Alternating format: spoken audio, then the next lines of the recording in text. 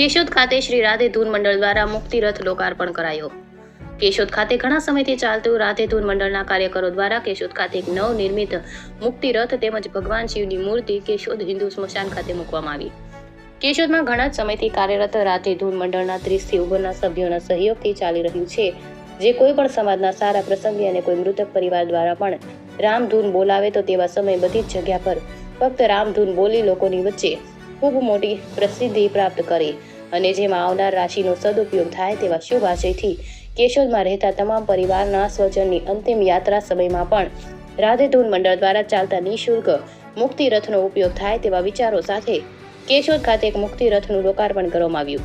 જે આંબાવાડી પટેલ સમાજ ખાતે લોકાર્પણ પ્રસંગે પ્રથમ રામધૂન બાદ ભોજન પ્રસાદ અને ત્યારબાદ હાસ્યના બેતાજ બાદશાહ મનસુખભાઈ વસોયાનો હાસ્ય દરબારનું આયોજન કરવામાં આવ્યું, જેમાં કેશોદના નામાંકિત લોકો તેમજ રાજકીય આગેવાનો ઉપસ્થિત રહ્યા હતા।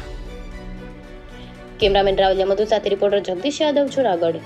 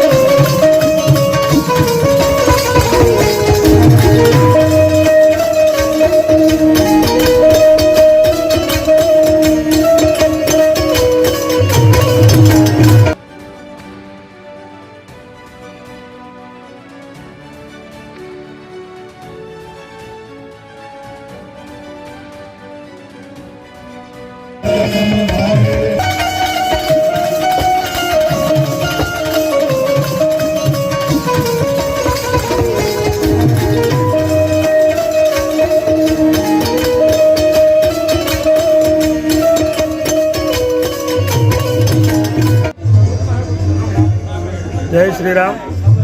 આજના દિવસે રાધે ધૂન મંડળ તરફથી મુક્તિ રથનું લોકાર્પણ તેમજ સ્મશાનની અંદર ભોળાનાથની મૂર્તિ પ્રતિષ્ઠાનો આજનો આ પાવન દિવસ નિમિત્તે કેશોદ ખાતે શ્રી કડવા પટેલ સમાજના ગ્રાઉન્ડની અંદર મુક્તિ રથનું લોકાર્પણ તેમજ ભોળાનાથની મૂર્તિ પૂજાનું આયોજન તેમજ કેશોદની જનતાએ અત્રે ઉપસ્થિત થઈ રાધે ધૂન મંડળના આમંત્રણને માન આપી પ્રસાદી ગ્રહણ કરી મનસુખભાઈ વસોયાના હાસ્ય દરબારની અંદર જે ભાવિ ભક્તોએ કેશોદની જનતાએ હાજરી આપી આજના પ્રસંગને પાવન કર્યો એ બદલ શ્રી રાધે ધૂન મંડળના સભ્ય તરફથી કેશોદની જનતાનો ખૂબ ખૂબ આભાર।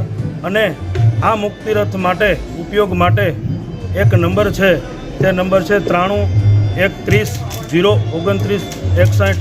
આ મુક્તિ રથનો નંબર ખાસ નોંધી લેવો।